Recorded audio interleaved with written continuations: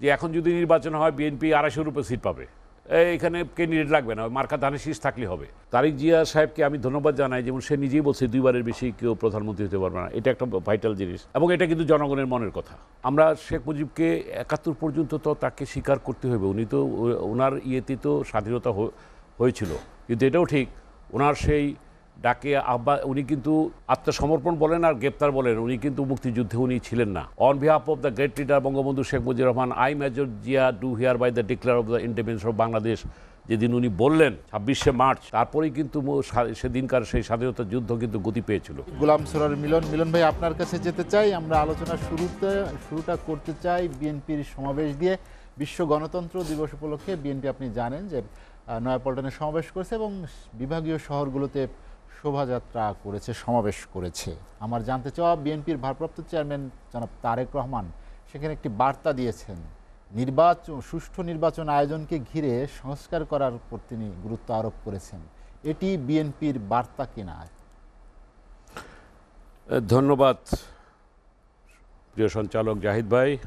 আমার সাথে উপস্থিত সম্মানিত আলোচক শেখ রবি এবং আমাদের আলম ভাই, বিশিষ্ট সাংবাদিক এবং অগণিত দর্শক শ্রোতাকে প্রীতি এবং শুভেচ্ছা জানিয়ে আমি যেটা বলতে চাই, আজকে বিএনপি গণতন্ত্র দিবস উপলক্ষে যে আয়োজনটা করেছে, আমি মনে করি যে তারেক রহমান যে বক্তব্য দিয়েছে এটা অবশ্যই অভিনন্দনযোগ্য। এই কারণ মানুষ কিন্তু তার কাছে একটা রাষ্ট্রনায়কোচিত কিংবা একটা আস্থার জায়গা খুঁজে পেয়েছে। এই কারণ কিছুদিন যাবৎ, যদিও যৌক্তিক সেটা, যে বিএনপির পক্ষ থেকে যে বলা হচ্ছিল যে সংস্কার যদি এই সরকারই করে তাহলে নির্বাচনের দরকার কি, কিংবা নির্বাচন কবে হবে ইত্যাদি ইত্যাদি।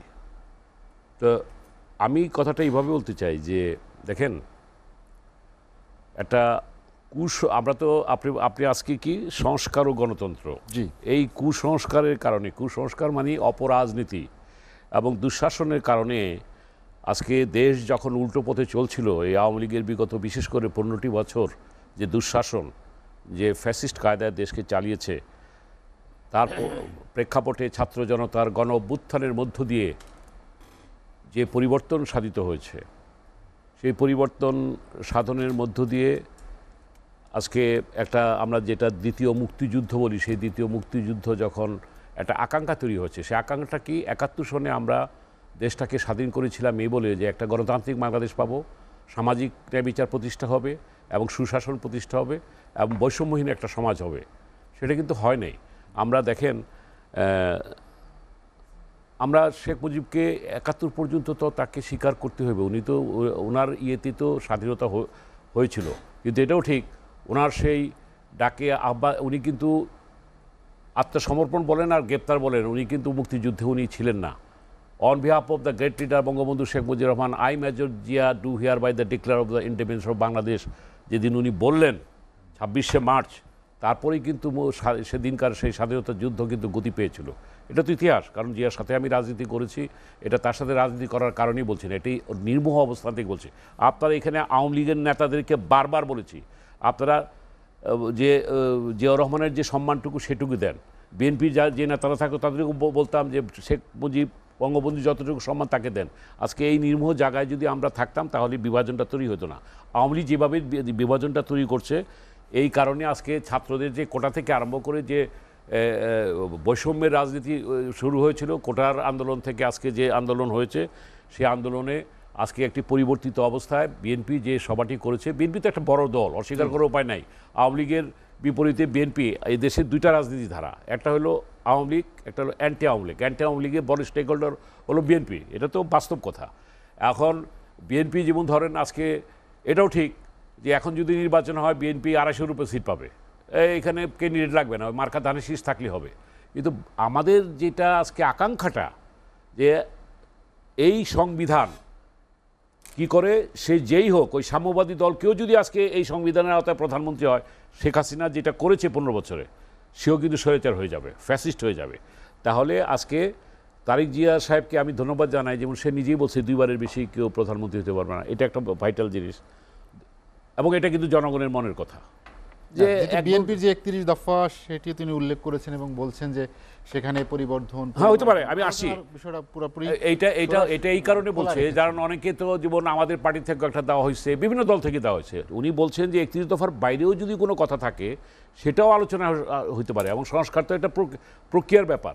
তা আমি শুধু এটুকু বলতে চাই যে তার বক্তব্যটাকে আমি মনে করি একজন নাগরিক হিসাবে আমার মনে আশা জাগিয়েছে, এই কারণে আমার মতো অনেককে আশা জাগিয়েছে। আমরা হয়তো বিএনপি করি না, আমরা অন্য দল করি, কিন্তু তার এই বক্তব্যটা রাষ্ট্রনায়কোচিত বক্তব্য হয়েছে, এটা আমার বিশ্লেষণে বলে আস্থার জায়গাটা আসছে। কিন্তু গত 2-1 দিনে বিএনপির মহাসচিব সহ বিভিন্ন নেতৃবৃন্দের বক্তব্যে কিন্তু মানুষের মনে একটা শঙ্কার তৈরি হয়েছিল যে এই বর্তমান সরকারের সাথে বোধহয় কোনো কারণে কি গ্যাপ তৈরি হচ্ছে কিনা।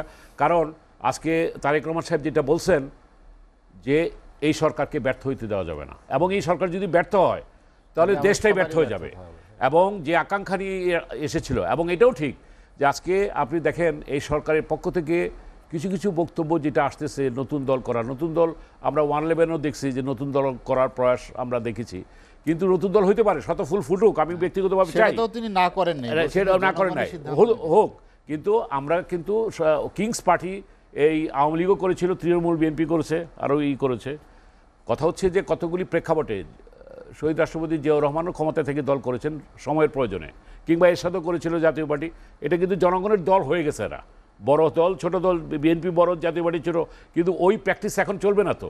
হ্যাঁ, এখন জনগণের স্বতঃস্ফূর্ত, আপনার এখানে আমি বলছি যে আজকে আওয়ামী লীগের এই কুকীর্তির কারণে একটা বিকল্প রাজনীতির শক্তির উত্থান অনিবার্য, আমি কিন্তু আপনার এখানে বলছি সেটা হইতে পারে, কিন্তু নট লাইক সরকারের কেউ বলবে তার ছত্রছায়ায় কিংস পার্টি করবেন, ওইটা তো হবে না, ওইটা খাবে না। 111-ও যেমন ফেল করছে, এইবারও শেখ হাসিনা যেটা চেষ্টা করছিল, তৃণমূল বিএনপি বিএনএম সহ আরও কিছু সব ফেল করেছে।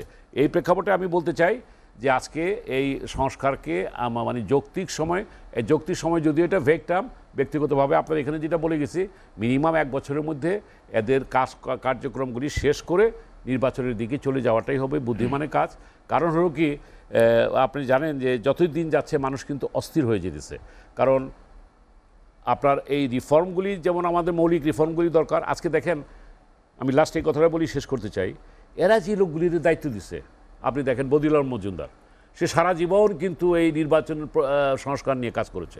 আজকে যেমন ধরেন এই মানে যদি আমি এটা এর আগেও বলেছি, আপনার ডক্টর ইউনূস, তার সবচেয়ে স্ট্রেংথের জায়গা, শর্ট অ্যানালাইসি যদি করি, স্ট্রেংথের জায়গা হচ্ছে সে একজন ভালো অর্থ উপদেষ্টা পেয়েছে, একজন ভালো গভর্নর পেয়েছে, এবং আমেরিকা সহ, এডিবি সহ, আইডিবি সহ, বিশ্বব্যাংক সহ আজকে যে বেশ কয়েকজনই যোগ্য লোক আছে, না তারা কিন্তু যে সহায়তার করেছে, কারণ আমাদের বাজেট সহযোগিতা লাগবে, আমাদের ইকোনমিকে রিফর্ম করার জন্য এটা লাগবে, এই জায়গায় ভালো করবে, এই ব্যাপারে কোনোই নাই। কিন্তু তার দুর্বল জায়গাটা হলো সে তো রাজনৈতিক শক্তি নাই।